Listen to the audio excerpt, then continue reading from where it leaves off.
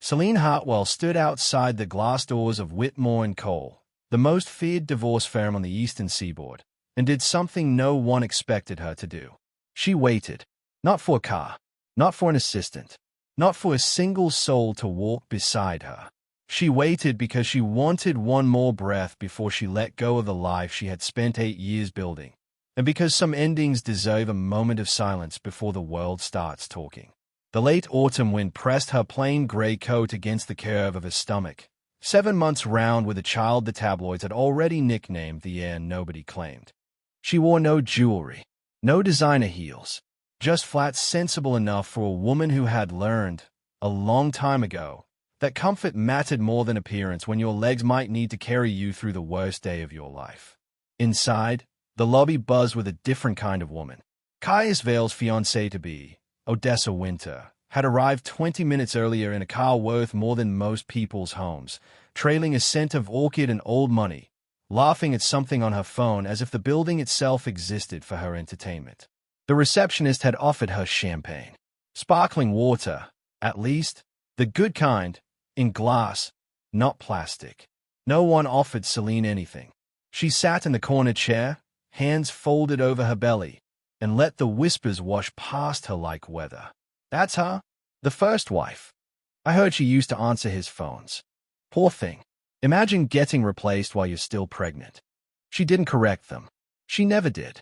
There was a kind of power in being underestimated that Selene had learned to wear like armor, quiet, invisible, and devastatingly effective when the moment finally came to use it. At 10:47 a.m., the elevator doors opened, and Caius Vale walked in like a king entering a room built specifically to admire him. Tall, tailored, that practiced half-smile the business magazines loved to photograph. He had Odessa on his arm, her laughter tightening the moment she saw Selene, as if amused that the past could still show up uninvited to watch the future take her place.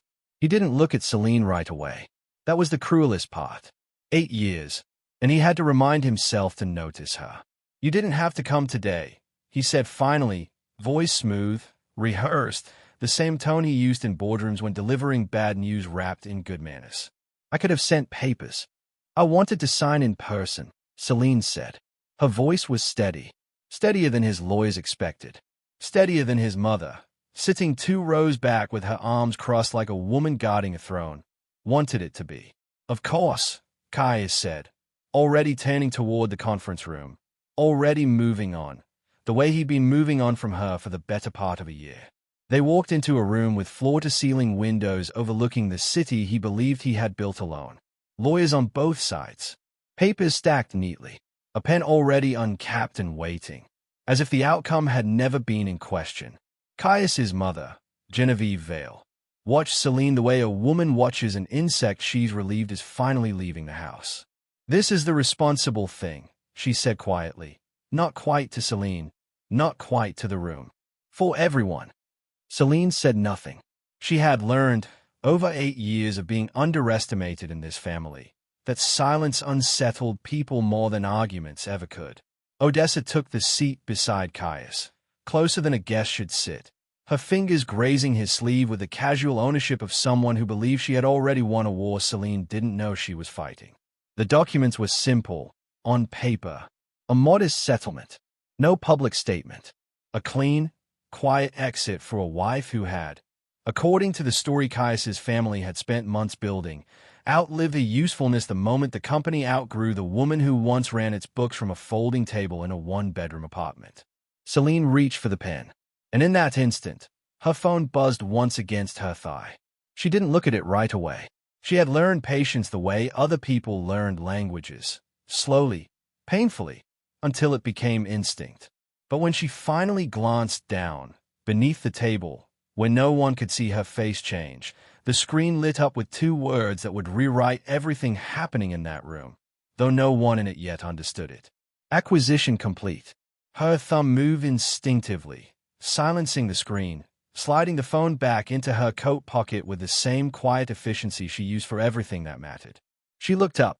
Caius was watching the door, already thinking about lunch, already thinking about the press conference his team had scheduled for Odessa's engagement announcement, an announcement he intended to make within the hour, as if grief and celebration could share the same afternoon without consequence. Selene picked up the pen. She signed her name. Slow, deliberate, each letter a small, private goodbye to the girl who once believed love was enough to build an empire on. "There," Caius said, exhaling like a man setting down a weight he'd carried too long. "That wasn't so hard, was it?" "No," Selene said, standing, smoothing her coat over the curve where his child rested, unaware of the storm gathering above the world it hadn't been born into yet. "It wasn't hard at all." She walked out first. She always did. But this time, for the first time in 8 years, Caius Vale had no idea he had just signed away far more than a marriage. To understand how a woman could walk out of a divorce settlement worth almost nothing and still hold the fate of a billion-dollar empire in the palm of her hand, you have to go back. Back before the penthouses. Back before the magazine covers. Back to a city apartment with water-stained ceilings, a folding table serving as an office, and two people who had absolutely nothing except each other and a belief that stubbornness could outrun poverty. 8 years earlier, Caius Vale was not a titan of industry. He was a 28-year-old with an idea, a maxed-out credit card, and a business plan that 3 different banks had already rejected. He rented a studio apartment above a laundromat in a neighborhood where the rent was cheap because the pipes rattled every time someone upstairs ran their shower. Selene worked 2 jobs then. Mornings at a diner where the tips barely covered bus fare. Evenings answering phones for a law office that never once considered promoting the girl who filed their paperwork faster than their paralegals. She met Caius on a rainy Tuesday when he wandered into the diner soaked to the bone, counting coins for a cup of coffee, sketching numbers on a napkin like a man trying to will a company into existence through sheer force of arithmetic. "You're going to run out of money before you run out of ideas," she told him, refilling his cup for free, the 4th time that week. "Probably," he admitted, and something in his laugh, tired, honest, unguarded, made her sit down across from him on her break, even though her manager hated when she talked to customers too long. She didn't fall for him because he was going to be rich. She fell for him because, in that moment, he wasn't. Within a year, she had moved into his cramped apartment, not out of romance alone, but necessity, because 2 people splitting rent could survive where one alone would drown. She sold the only jewelry she owned, a thin gold bracelet that had belonged to her grandmother, to cover the deposit on his first real office, a single room above a hardware store with a landlord who accepted cash and asked no questions. She became everything the company needed and could not yet afford. Bookkeeper, receptionist, proofreader, the woman who called suppliers and negotiated payment extensions with a calm, steady voice that made angry men on the other end of the line forget they were angry. She typed his pitch decks at 2 in the morning after her diner shifts, correcting his grammar, softening his tone, turning his rough, impatient ambition into something investors could trust. There were nights they ate crackers for dinner because the last of their money had gone into the incorporation fees.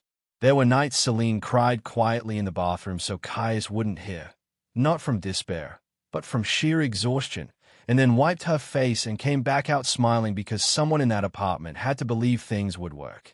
"You're the only person who's never asked me for anything," Caius told her once. Late at night, the 2 of them sharing the single working lamp in the apartment, papers spread across the floor. "Everyone else wants a piece of what I'm building. You just help." "That's because I'm not building it for a piece," she said. "I'm building it because I believe in you." He kissed her then, for the first time, with the kind of desperate gratitude that only exists between 2 people who have nothing but each other and somehow believe that's enough. It was enough, for a while. Enough to survive the year his supplier tried to sue him over a shipping contract Selene had spotted a loophole in and quietly renegotiated in his favor. Enough to survive the winter their heat got shut off and they slept in coats, laughing about it afterward the way people laugh about hardships only once they are behind them. Enough to survive until the money finally came. And when it came fast. The kind of fast that changes a person before they even realize the change is happening. The first real contract landed 18 months after that rainy Tuesday in the diner. A logistics deal Caius had chased for months. One that Selene had spent 3 sleepless nights preparing the paperwork for, catching a single spelling error in the final clause that would have cost him 6 figures in penalties. He didn't notice the error. He noticed the deal closing. He noticed the check. It was the first sign of something Selene wouldn't fully understand until years later, that the man she loved was capable of accepting the results of her work without ever quite seeing the work itself. But in those early days, success still felt like something they shared. They celebrated with a bottle of cheap champagne on the fire escape of their apartment, Caius's arm around her, both of them laughing at how far they'd come from crackers and cold winters. "We did this," he said. "You did this," she corrected gently, though she didn't quite believe it. "Not really." "No," he said, turning to face her, more serious than she'd seen him in months. "We did. I couldn't have done any of it without you, Selene. I mean that." She believed him. She had no reason not to. Not yet. The company, Vale Dynamics, he'd named it, because even in poverty he'd had the confidence to put his own name on something that didn't exist yet. Grew the way small fires grow when someone finally feeds them enough oxygen. One contract became three. Three became a client list that required an actual office instead of a room above a hardware store. Within 3 years, Vale Dynamics had outgrown 4 different spaces, hired 40 employees, and caught the attention of investors who wanted a piece of whatever momentum Caius Vale seemed to be generating. Selene stayed by his side through every move, every hire, every investor meeting, though her role began to shift in ways she'd barely noticed at first.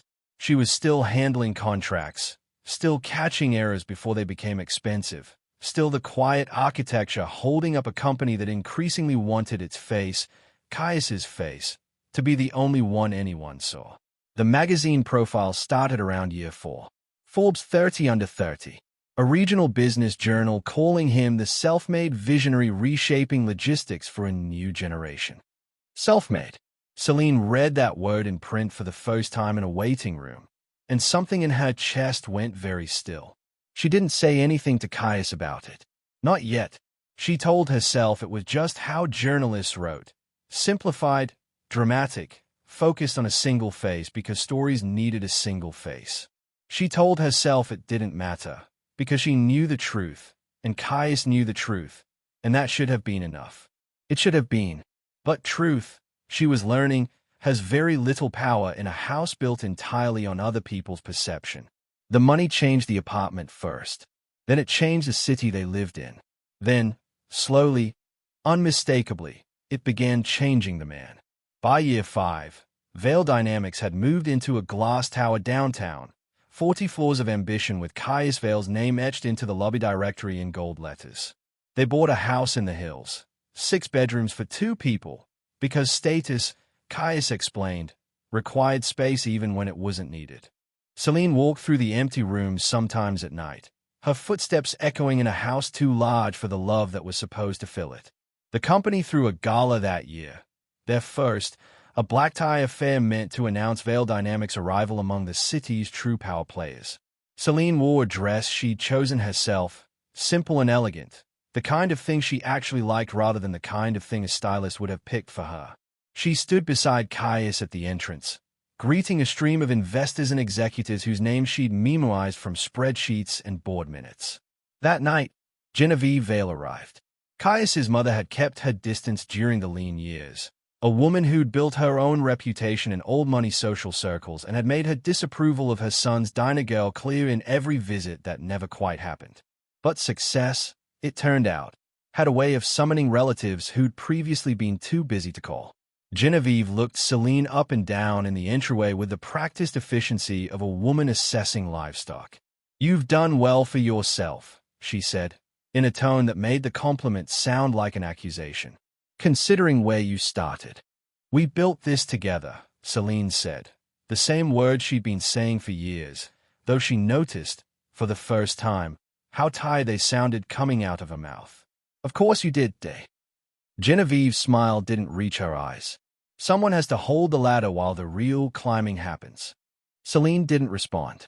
She'd learned, growing up with very little and fighting for every inch of what she had, that some battles weren't worth the breath it took to fight them in a room full of people who'd already decided the outcome. But she remembered that sentence. She would remember it for years. That was the night the whispering campaign began in earnest. though Selene wouldn't fully understand its shape until much later. The quiet lunches Genevieve began having with board members, the careful suggestions that Vale Dynamics needed a public face that matched its ambitions. The insinuation, never spoken outright but always present, that Selene, steady, practical, unglamorous Selene, was a liability dressed as an asset. A woman from nowhere sitting at a table built for someone with a name that opened doors. Caius didn't hear it directly, not at first. But poison doesn't need to be swallowed all at once to work. A drop here, a comment there, a raised eyebrow at a gala when Selene said something too plainly, too practically, in a room that had started rewarding polish over substance. Selene watched him change in increments so small she almost convinced herself she was imagining it. The way he started introducing her at events, my wife instead of my partner in all of this, a phrase he'd used constantly in the early years. The way he stopped asking her opinion on deals before signing them, then stopped mentioning the deals at all until they were already closed. The way his eyes started drifting toward every polished, photogenic woman in every room they entered, not with obvious hunger, but with a kind of wistful comparison that Selene felt like a blade even when she couldn't name it. She told herself it was stress, growth, the natural friction of building something enormous. She told herself a lot of things that year. It was around this time, quietly, without announcement, without anyone in Caius's orbit paying the slightest attention, that Selene began to build something of her own. It started small, a modest inheritance from her grandmother, tucked away since the funeral, untouched because Selene had never needed it while the diner and the law office paid her bills. $15,000. Not enough to matter to anyone in the world Caius now lived in. Enough, Selene realized one sleepless night while reviewing property listings out of nothing more than idle curiosity, to place a down payment on a small, unremarkable apartment building in a neighborhood no one with real money would ever consider. She bought it under a name that wasn't hers. Not out of any grand scheme. Not yet. Just instinct. The same instinct that had once told her to double-check a shipping contract at 2 in the morning. The quiet voice she'd learned, over years of surviving on very little, to trust more than anyone's promises. The building made money. Not much, but steady, reliable money, month after month, the kind of income that didn't depend on anyone's approval or attention. She bought a second building the following year, using the profits from the first. Then a small stake in a logistics warehouse, an industry she understood intimately, having spent years reading Caius's contracts line by line. She was careful, meticulous. She used a lawyer recommended by an old contact from her diner days, a woman named Marguerite Okafor who specialized in structuring investments for clients who valued privacy above visibility. Most people build things to be seen, Marguerite told her during their first meeting, in an office far smaller and far less impressive than Vale Dynamics' glass tower. You want to build something invisible. That's rare. That's also smart. I've spent my whole life being invisible, Selene said. Might as well make it useful.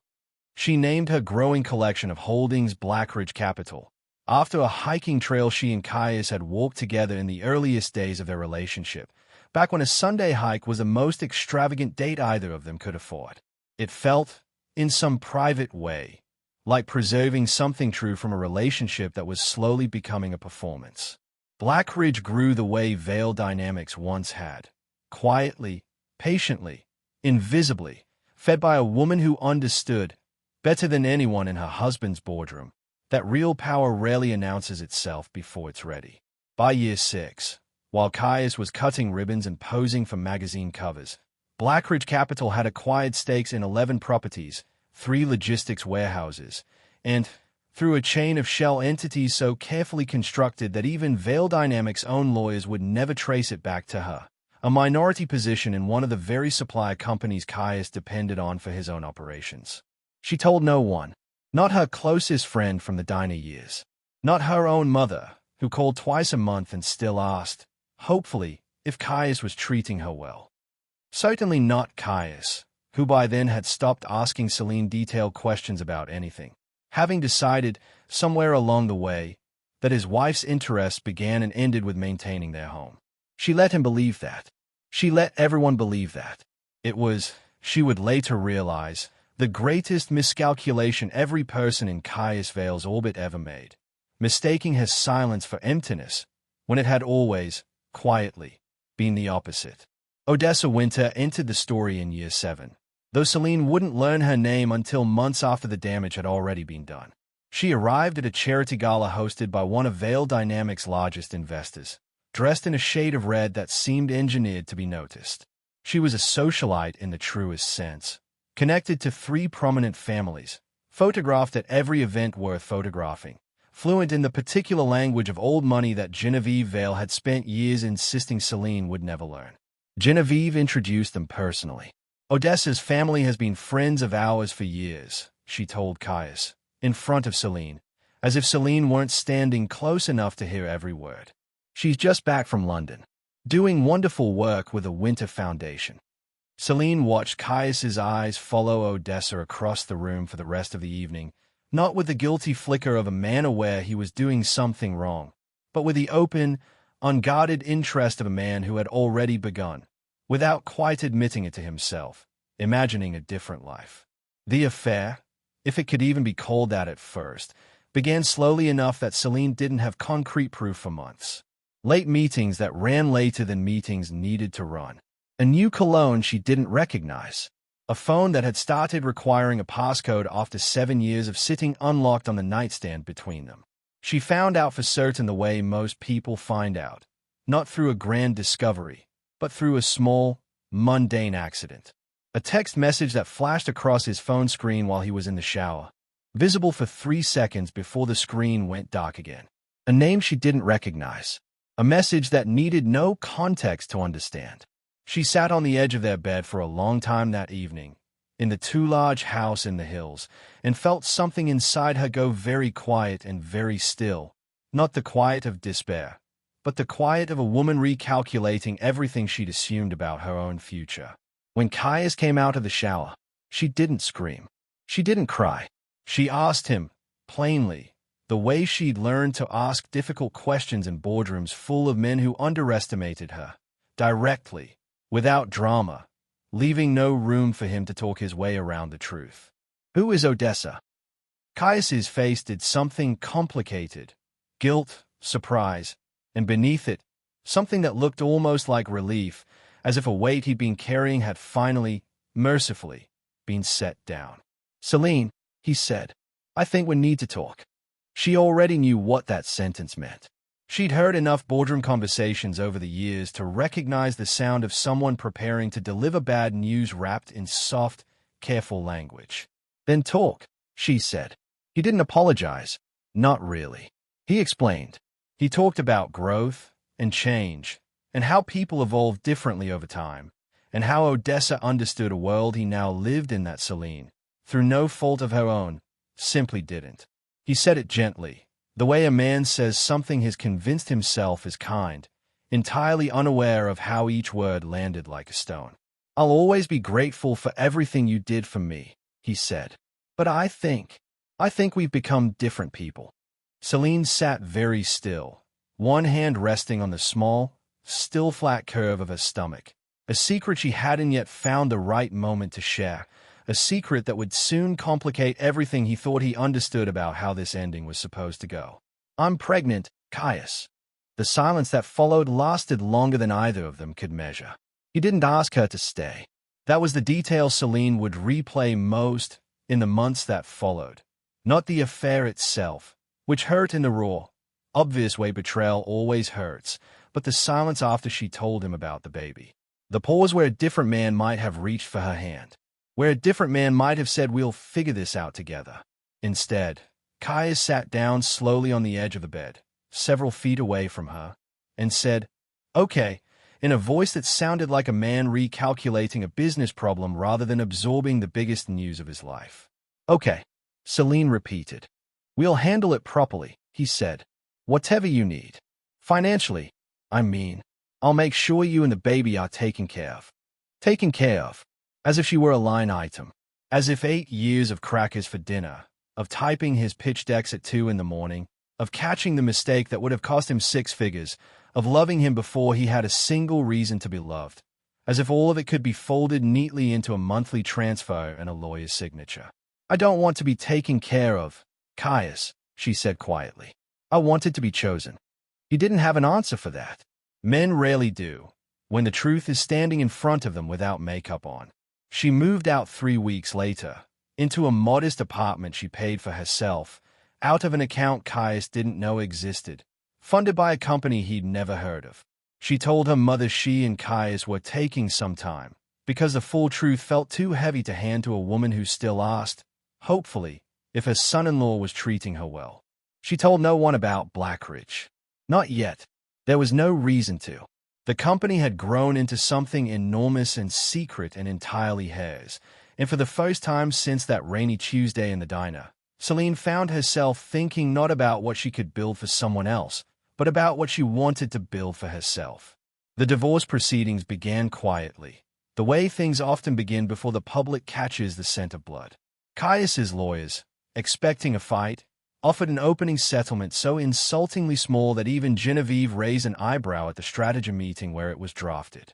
They assumed Selene would push back, hire an aggressive attorney, drag the case through headlines for a year, demand half of everything Vale Dynamics had become. Instead, Selene reviewed the settlement with Marguerite Okafor over coffee in a quiet office far from any camera, and said simply, "Accept it." Marguerite studied her for a long moment. "You could ask for considerably more. You built that company with him. Any court in the country would recognize your contribution." "I know," Selene said. "But I don't need Caius's money, Marguerite. I need Caius's confidence. I need him to believe I walked away with nothing. Because a man convinces already one stops watching his back." Marguerite smiled slowly, the smile of a woman who had, over years of quiet meetings and quiet offices, come to genuinely admire her client. "You're playing a longer game than I realized." "I've been playing it for 6 years," Selene said. "I'm just about to start collecting." Word spread through Caius's circle exactly the way Selene predicted. The soon-to-be ex-wife had accepted almost nothing. Pathetic, some called it, in the hushed, gleeful tones people reserve for other people's misfortune. Genevieve told her bridge club that Selene had finally shown her true colors. No fight in her at all, just like I always suspected. Odessa, newly installed at Caius's side in every society photograph, told a reporter from a lifestyle magazine that she felt compassion for Selene, a word she pronounced with the practiced softness of someone who has never once meant it. None of them noticed that Blackridge Capital, in the 18 months surrounding the divorce filing, had quietly moved from 11 properties to controlling interest in 4 regional logistics firms, one of which supplied nearly 60% of Vale Dynamics shipping infrastructure. None of them thought to ask why a modest, forgettable holding company kept appearing, buried 3 shell corporations deep, in filings connected to companies Caius Vale's empire could not function without. They were too busy watching the story they wanted to see, a discarded first wife, pregnant and humiliated, disappearing quietly into irrelevance while the golden couple prepared to announce their engagement to the world. They mistook her exit for a retreat. It was, in fact, a positioning. The morning of the signing, the same morning that opened this story, the lobby, the champagne offered to Odessa and not to her, the whispers Selene let pass over her like weather, had actually begun hours earlier, long before Selene ever stepped into that elevator. At 6 a.m., in the modest apartment she'd furnished herself, Selene sat across from Marguerite Okafor at her kitchen table, 2 cups of coffee going cold between them, a laptop open showing a wire transfer confirmation that had taken 14 months, 3 law firms, and a level of patience Selene hadn't known she possessed to finally execute. "Once this clears," Marguerite said, "there's no undoing it. Blackridge will control majority ownership of Armitage Consortium. And Armitage isn't just a supplier to Vale Dynamics, Selene. It's the supplier. Shipping, warehousing, half their distribution contracts run through Armitage subsidiaries. You won't just have leverage over your ex-husband's company." "I know what I'll have," Selene said, watching the progress bar on the screen with the same steady patience she'd once used to watch a pot of coffee brew at 5 a.m. before a diner shift, back when the biggest thing she owned was a thin gold bracelet that had belonged to her grandmother. "Are you sure you want to go sign those divorce papers this morning?" Of all mornings. We could delay. Let this settle first. Selene shook her head. No, I want to sign while he still thinks as one. I want him standing in that room, feeling generous, feeling merciful, believing he gave me an easy way out. She finally looked up from a screen. Let him have that feeling for 48 more hours, Marguerite. It's the last thing I'll ever let him have from me. The transfer completed at 10:44 a.m. 3 minutes later, sitting in a conference room she had once imagined might be the site of a devastation, Selene felt her phone buzz once against her thigh. Acquisition complete. She had read those two words in the middle of watching Caius Vale sign away 8 years of her life with the relief of a man finishing a chore. She had slid her phone back into her pocket, picked up the pen, and signed her own name beneath his. The last document she would ever sign as Selene Vale, and the first one she would sign as a woman who, though nobody in that room yet knew it, now held more power over the Vale Empire than the man whose name was etched in gold letters across its lobby. She had walked out first. She always did. The 48 hours that followed were, for Caius Vale, the happiest of his year. The divorce was finalized. The press had run exactly the story his team hoped for. A clean, quiet split, no scandal attached to his name, sympathy flowing generously in his direction for having handled things with such grace. Odessa's engagement ring, custom designed by a jeweler flown in from Milan, sat waiting in a velvet box in his office safe, ready for the proposal his publicist had scheduled to coincide with the grand opening of Vale Dynamics' new flagship distribution center, a facility, ironically, built almost entirely on infrastructure supplied by Armitage Consortium. He spent those 2 days the way he spent most days now, in meetings that mattered less than he believed, surrounded by people who agreed with him more than they should have. He didn't think about Selene, except in the passing, self-congratulatory way a man thinks about a problem he believes he has successfully solved, but he had no idea that somewhere across the city, in a modest office belonging to a lawyer he'd never heard of, the final documents were being filed that would make his unraveling not just possible, but inevitable. He had no idea that the invisible foundation of his entire company, the woman who had once caught a 6-figure error at 2 in the morning, who had negotiated with suppliers in a voice that made angry men forget their anger, who had built something enormous and silent while he chased magazine covers, now on the ground he was standing on. He was about to find out, and when he did, the world would find out with him. The news broke on a Thursday morning, the kind of ordinary Thursday that nobody remembers until it becomes the day everything changed.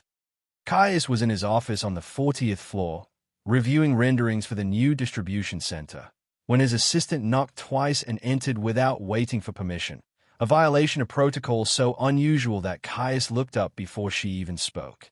"You need to see this," she said, and turned the television screen mounted on his wall to a business news channel already mid-broadcast. Breaking, Blackridge Capital acquires majority stake in Armitage Consortium. Caius frowned at the words, not yet understanding why they mattered, not yet recognizing the name Blackridge as anything more than unfamiliar noise.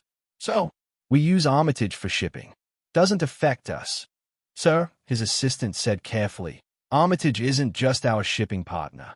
They control the warehousing contracts, the distribution licenses, half our supply chain routing. If someone new owns a controlling stake, then we renegotiate," Caius said, already turning back to his renderings, already dismissing the problem the way he dismissed most problems that didn't come wrapped in a headline about himself. "Get legal on the phone. Find out who's behind this Blackridge company and let's set up a call. I'm sure it's some private equity group looking to flip the position in a year. We'll make them a fair offer." His confidence lasted almost exactly 6 hours. It ended in a conference room on the 38th floor, where Caius's general counsel, a sharp, nervous man named Denholm Reyes, sat across from him with a folder open and a face that had gone the color of old paper. "We traced the ownership structure," Denholm said. "It took most of the day. They buried it well. 3 shell entities, offshore holding structures, the works. Whoever built this knew exactly what they were doing." "So who is it?" Caius asked, impatience creeping into his voice. "Who owns Blackridge?" Denholm slid a single sheet of paper across the table. Caius looked down at the name printed at the bottom of the ownership disclosure, And for a long moment, the words simply didn't register. The way a familiar face looks briefly like a stranger's when you see it somewhere it doesn't belong. Selene Hartwell. That's not possible, Caius said. That's my ex-wife's name. I know, Denholm said quietly. I checked it 3 times before I brought it to you. Caius sat back in his chair, and for the first time in longer than he could remember, felt something close to fear. Not the manageable, businessman's fear of a bad quarter or lawsuit. Something older and colder, the fear of a man realizing the ground beneath him had never been as solid as he believed. That's impossible, he said again, quieter this time, as if repetition might change the truth printed in front of him. Selene doesn't have that kind of money. She never has. She worked, she handled paperwork. She doesn't understand this world. Denholm said nothing. He had learned, over years of working for powerful men, that some silences said more than any correction could. Caius grabbed his phone and called her. It rang 4 times before going to voicemail. A voicemail greeting recorded in her steady, familiar voice, the same voice that had once whispered encouragement to him across a dinner table on a rainy Tuesday, now sounding, to his ears, like the voice of a stranger who had been living inside his house for 8 years without his knowledge. He called again, and again. Selene did not answer. She was, at that exact moment, sitting in Marguerite Okafor's office, watching the same news broadcast on a small television in the corner, sipping tea with a calm that Marguerite found almost unsettling. His calling, Marguerite observed, glancing at Celine's phone lighting up on the table between them. I know, Selene said, not reaching for it. You're not going to answer. Not today. Selene set down her tea. Let him sit with it for a while. He's had 8 years of me answering the moment he called. He can survive one afternoon without me. There was no triumph in her voice when she said it. No cruelty. Just the quiet, steady patience of a woman who had waited a very long time for this particular day and intended to experience every minute of it fully, without rushing past it the way she'd rushed past so many of her own feelings over the years to keep Caius's world running smoothly. By Friday morning, the story had escaped the business pages and detonated across every platform capable of carrying it. From diner waitress to corporate titan, the secret empire of Vale Dynamics' ex-wife. She signed away nothing, because she already owned everything. Billionaire's discarded wife was quietly buying his company's lifeline for years. Reporters camped outside Selene's modest apartment building, a building considerably less impressive than the mansion in the hills she'd walked away from, which made the story only more irresistible to a public that loves nothing more than watching quiet dignity outmaneuver loud arrogance. Financial journalists who had spent a full day combing through Blackridge Capital's filings began publishing detailed timelines. The property purchases beginning in year 5 of her marriage, the strategic acquisition of logistic stakes, the careful, patient construction of a position that had taken nearly 6 years to fully mature. The internet, predictably, exploded. Comment sections filled with strangers who had never met Selene Hartwell in their lives, celebrating her as though she were a personal friend who had finally been vindicated. Women in similar situations, overlooked, undervalued, quietly holding together relationships and businesses that took credit only for the men attached to them, wrote long, emotional posts about seeing themselves in her story. Financial analysts marveled at the sophistication of the acquisition strategy, several noting, with a kind of professional awe, that the structure Selene and Marguerite had built would have been impressive coming from a seasoned private equity firm, let alone a woman the public had spent years dismissing as just Caius Vale's wife. Odessa Winter's engagement announcement, scheduled for that same weekend, was quietly postponed. Her publicist issued a brief statement citing personal reasons. Though anyone paying attention could read the truth between the lines, a woman who had built her social capital on proximity to power was suddenly unsure whether the power she'd attached herself to was still standing. Genevieve Vale called an emergency family meeting at her estate, summoning her son, his lawyers, and 2 board members she trusted most. Though trust, Caius was beginning to learn, was a currency that evaporated the moment real money was threatened. How did none of us see this coming? Genevieve demanded, pacing the length of a sitting room, her composure, the same composure she had wielded like a weapon against Selene for 8 years, visibly cracking. 8 years, Caius. 8 years she was sitting at our table, and not one person thought to ask what she was doing with her time. She was doing my paperwork, Caius said, though even as he said it, the sentence sounded hollow, insufficient, like a description of a woman who no longer matched the reality unfolding across every news channel in the country. She was building an empire, Genevieve snapped, under our noses, while we were busy deciding she wasn't good enough for this family. The board meeting was scheduled for Monday morning. Vale Dynamics' most senior executives, panicked by the sudden uncertainty surrounding their primary shipping and warehousing infrastructure, demanded an emergency session with Armitage Consortium's new controlling shareholder, a session Caius assumed, with the last vestiges of his old confidence, he would be attending as an equal. He was wrong about that, too. The boardroom at Armitage Consortium's headquarters had never seen a gathering quite like the one that assembled that Monday morning. Executives from Vale Dynamics arrived first, nervous, overdressed, whispering among themselves about what to expect from a mystery owner they still couldn't quite believe was real. Caius arrived 10 minutes later, having spent the weekend rehearsing what he would say, convinced that whatever misunderstanding had occurred, his charm and his track record would smooth things over the way they always had. He was not prepared for the moment the boardroom doors opened and Selene walked in. She wore a tailored charcoal suit, simple and precise, nothing like the maternity dress she'd worn to sign her divorce papers 3 weeks earlier, nothing like the invisible, background version of herself that Caius had grown accustomed to overlooking. Marguerite Okafor walked beside her, along with 2 additional advisors Selene had quietly assembled over the preceding months, a financial strategist and a former operations executive who had left a competing logistics firm specifically for the opportunity to work with her. The room went completely silent.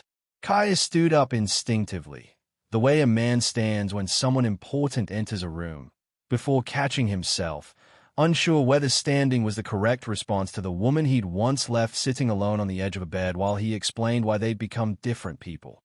"Selene," he said, and his voice, for the first time in years, sounded uncertain. "I don't understand. How? When did you?" "Please, sit down, Mr. Vale," Selene said, her tone even, professional, betraying none of the years of dismissal she'd absorbed in rooms exactly like this one. "We have a lot to discuss, and I'd like to keep this productive." She took her seat at the head of the table, the seat that, by every rule of ownership and structure, was now unquestionably hers, and opened a folder with the same steady, unhurried precision she'd once used to catch a 6-figure contract error at 2 in the morning while the man across from her slept, unaware of how much he owed to the woman he'd stopped noticing.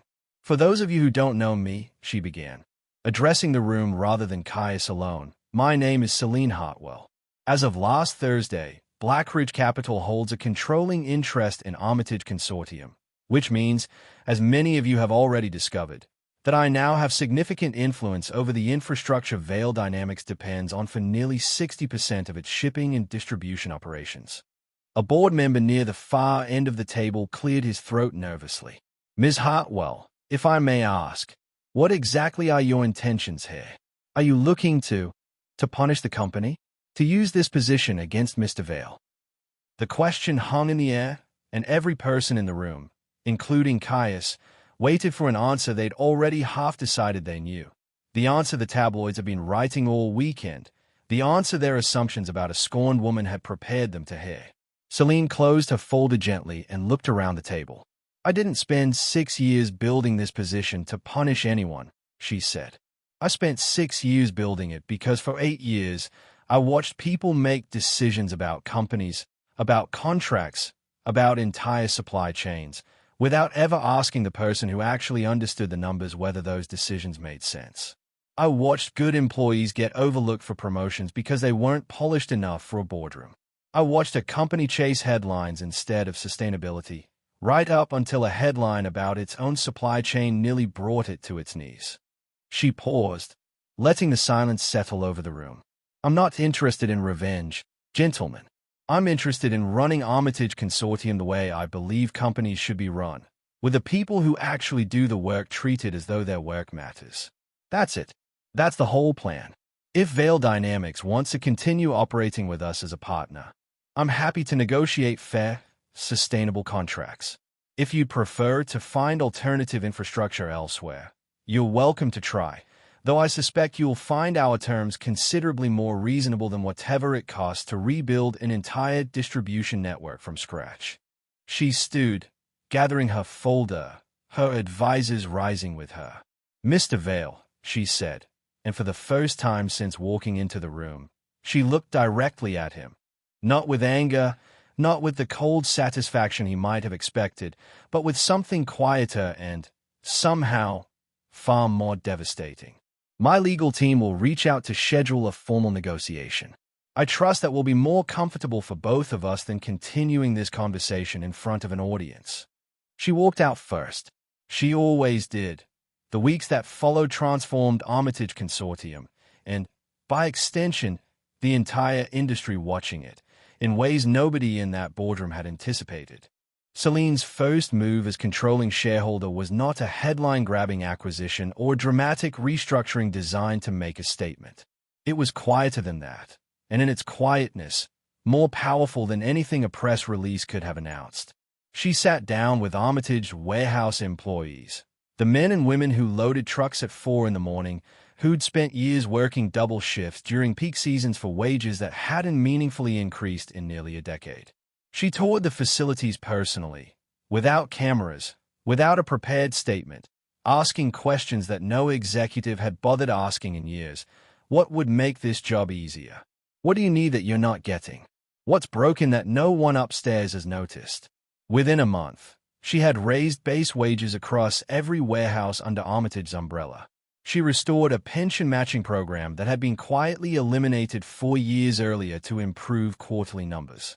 She expanded maternity and paternity leave, remembering, perhaps, her own experience of walking into a divorce settlement 7 months pregnant with no one in the room asking how she was actually doing. She fired 3 senior executives within her first 60 days, not out of spite, but after a thorough audit revealed a pattern of self-dealing contracts that had quietly siphoned company resources for years, protected by relationships and reputation rather than results. She replaced them with people she'd identified during her tour of the facilities, a warehouse supervisor with 15 years of institutional knowledge and 0 political connections, promoted to a director-level operations role she'd never been considered for under the previous leadership. The financial press, initially skeptical that a woman with no formal business degree and no public track record could successfully run a company of Armitage size, began publishing a very different kind of story within a few months. Employee retention numbers, once among the worst in the industry, improved dramatically. Productivity metrics, which corporate leadership had spent years trying to improve through aggressive quotas and surveillance software, climbed steadily once employees felt, for the first time in years, that leadership was actually listening to them. A financial columnist, writing a lengthy profile for a major business publication, gave the piece a headline that would follow Selene for the rest of her career: "The CEO who actually listens." Employees began using the phrase themselves, first as a joke, then, as the changes proved permanent, as something closer to genuine pride. When new hires asked veteran employees what it was like working for Selene Hartwell, the answer became something of a company legend, repeated so often it eventually appeared, paraphrased, in her official corporate biography, that she remembered names, that she asked questions and actually waited for the answers, that she had once spent an entire Saturday afternoon in coveralls, learning how the warehouse sorting system worked from the ground up, simply because she believed a leader should understand the work before making decisions about it. None of it was for show. That was the detail that eventually won over even her harshest early critics. The recognition that Selene wasn't performing generosity for headlines. She was simply running a company the way she'd always believed companies should be run, the way she'd tried to convince Caius to run Vale Dynamics in the early years, back when he still asked for her opinion before every decision instead of after. While Selene's reputation grew, Caius Vale's began to unravel, thread by thread, in the particular way that only public collapse can unravel a man who has spent his entire adult life curating the appearance of control. The renegotiated contracts with Armitage Consortium, fair, as Selene had promised, but no longer bent quietly, and Vale dynamics favor the way they'd been for years. Back when nobody realized the woman reviewing the paperwork at 2 in the morning had once been the invisible hand smoothing every rough edge in that relationship. Cost the company nearly 11% of its operating margin. Investors who had tolerated Caius's leadership through years of steady, predictable growth suddenly found themselves asking uncomfortable questions about a founder whose personal life had apparently been concealing a strategic blind spot large enough to threaten the entire company's supply chain. Board members who had once laughed off Genevieve's dismissal of Selene as just paperwork began quietly circulating memos questioning Caius's judgment, not just in his marriage, but in his leadership, in his failure to understand, for 6 full years, that his own wife had been building a position of leverage directly beneath his company's foundation. "You should have known," one board member told him bluntly during a tense quarterly review. "Whatever was happening in your marriage, that's your business." But not knowing what your own supply chain infrastructure looked like from an ownership perspective, that's a leadership failure, Caius. That's the kind of thing that makes investors nervous. Odessa Winter, whose engagement had already been quietly shelved, grew visibly distant as the company's stock price wobbled and the tabloids that once celebrated her began running unflattering comparisons between the glamorous fiancée and the self-made corporate visionary her fiancé had discarded. She was seen at fewer events. Her phone calls to Caius grew shorter, more transactional, until one evening in early spring, she informed him, over dinner, in the same restaurant where he'd once proposed the idea of their engagement, though not the ring itself, which had quietly been returned to the jeweler in Milan, that she thought it would be best if they took some space to figure out what we both actually want. Caius understood, with a particular clarity that only comes after losing something twice, that Odessa's affection had always been more closely tied to his position than his person, a truth he might have recognized far sooner had he not been so thoroughly convinced, for so many years, that position and person were the same thing. His mother, Genevieve, whose social standing had been built as much on her son's success as her own family name, found herself the subject of quiet, cutting conversation at the same charity luncheons and bridge clubs where she had once spoken so freely about Selene's inadequacy. Women who had nodded along with her dismissals now asked, with poorly concealed amusement, whether she'd had any idea her former daughter-in-law was quietly assembling a business empire while everyone at the table dismissed her as just paperwork. Genevieve stopped attending those luncheons for a while. It was, in its own small way, a kind of poetic justice that Selene never once sought, but which arrived regardless, the way consequences tend to arrive for people who spend years believing themselves untouchable. Caius, for his part, spent that spring in a state he hadn't experienced since the earliest, hungriest days of his career, a state of genuine, disorienting uncertainty. He had built his entire identity around the image of a self-made man, and the collapse of that image, piece by piece, in full public view, forced him to confront a question he'd spent years avoiding. How much of what he'd built had actually been his, and how much had simply been Selene's quiet architecture, dressed up in his name because his name was a one the world had decided to notice.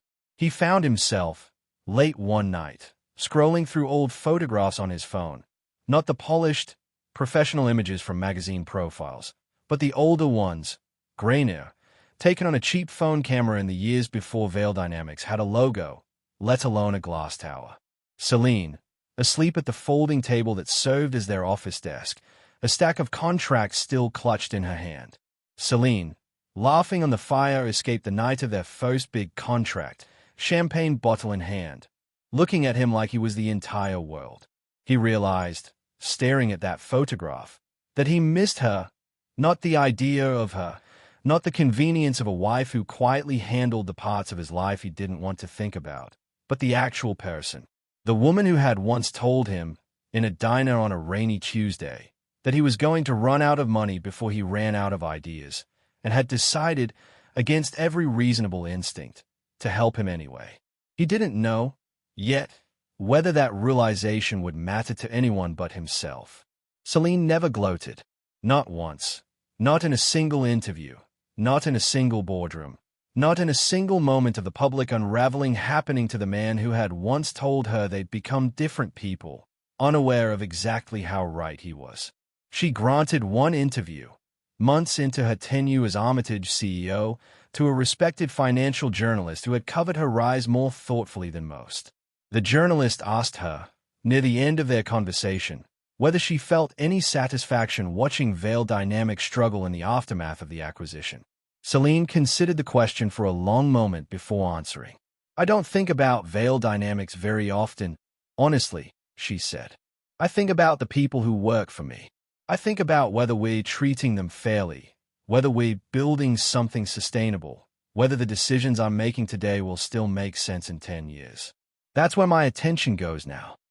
She paused. "I spent 8 years being someone's quiet support system. I'm not interested in spending the next 8 years being someone's quiet cautionary tale, either, even his. I'd rather just build something good." It was a sentence that would be quoted widely, printed on posters, shared across social media by strangers who had never worked a day in either boardroom but who recognized, in Selene's steady refusal to perform revenge, something they desperately wanted to believe was possible, that dignity could outlast humiliation, and that the quietest people in any room are so often the ones holding the most weight. Her daughter was born in early summer, in a private hospital far from any camera, surrounded by a small handful of people who had earned their place in that room through years of genuine loyalty rather than proximity to power.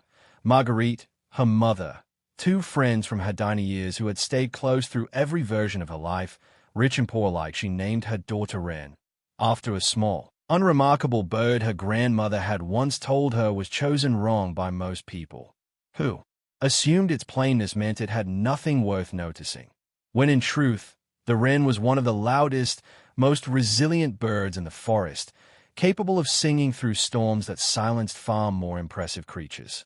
She held her daughter for the first time and thought, not about Caius, not about Blackridge, not about boardrooms or contracts or the empire she quietly assembled over 6 patient years, but simply about the fact that this small, new person would grow up watching her mother build things, real things, lasting things, with her own 2 hands, unafraid of being underestimated, because she would learn, the way Selene herself had learned the hard way, that being underestimated is not a weakness.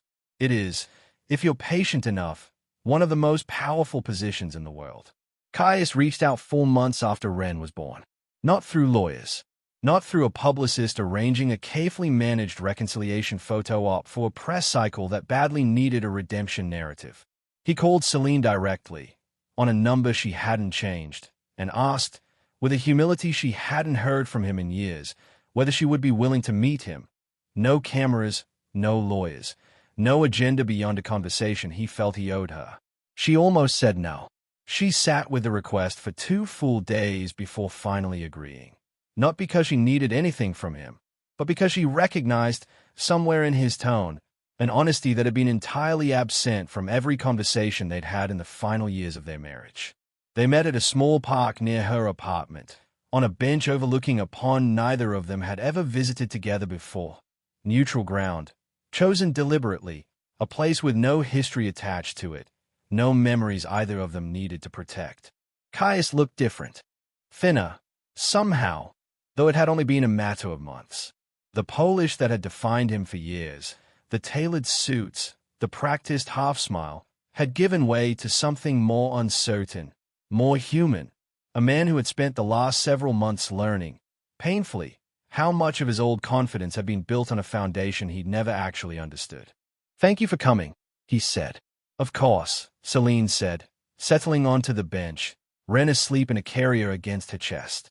They sat in silence for a while, watching a pair of ducks navigate the pond's still surface, before Caius finally spoke. "I've spent a lot of time thinking about how I got here," he said. "Not the business. The business, I understand now. I made mistakes. I trusted the wrong people. I stopped paying attention to the things that actually mattered. That's a straightforward kind of failure. I can look at that clearly." He paused. "It's the other part one can't stop thinking about. How I looked at you every day for 8 years and somehow never actually saw you. Not really. Not the whole picture." Selene said nothing, letting him continue. "I used to think I built Vale Dynamics," he said. I told that story so many times I actually believed it. Self-made. That word followed me everywhere, and I never once corrected it, even though I always knew, somewhere, that you were the reason half of what I built didn't collapse in the first 2 years. He looked at her, and for the first time, Selene saw something in his expression that resembled genuine grief rather than performance. I'm not asking you to fix that now. I know I can't undo 8 years of not seeing you. I just needed you to know that I finally do. See you. I mean, all of it. What you actually built, on your own, without me, in 6 years. It's more impressive than anything I did in 8. I know, Selene said, not unkindly. Just true.